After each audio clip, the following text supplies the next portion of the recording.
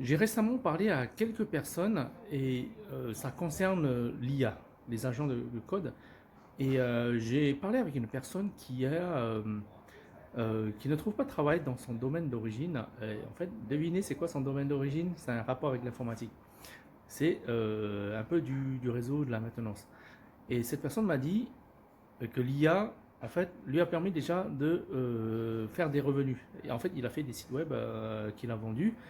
Et cela sans savoir coder. Alors c'est ce qui est fou, c'est il est dans un domaine que je pensais porteur, mais en fait qui ne l'est plus aujourd'hui.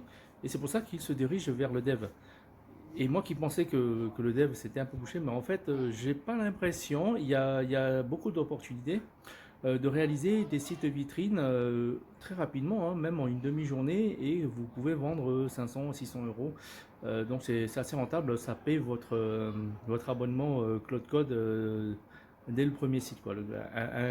Un abonnement Code Pro, c'est 20 euros. Et ça vous permet de travailler toute la journée, en fait, là, si vous vous débrouillez bien.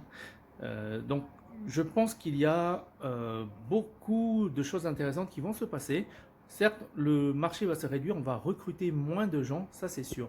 Par contre, pour les gens qui veulent s'investir dans l'IA, moi je pense qu'il y a quelque chose d'intéressant à faire parce que non seulement ça permet des gains de productivité, mais aussi ça donne du pouvoir à des devs juniors qui vont pouvoir s'aider de l'IA pour les assister. Ok. Il n'y a plus cette peur quand on arrive dans un projet de ne pas savoir en fait. Je vous expliquerai dans des vidéos un peu plus longues, mais pas sous format TikTok, mais comment ça marche parce que ça fait plusieurs mois que je suis dessus et je suis en train de creuser le sujet et de monter en compétences.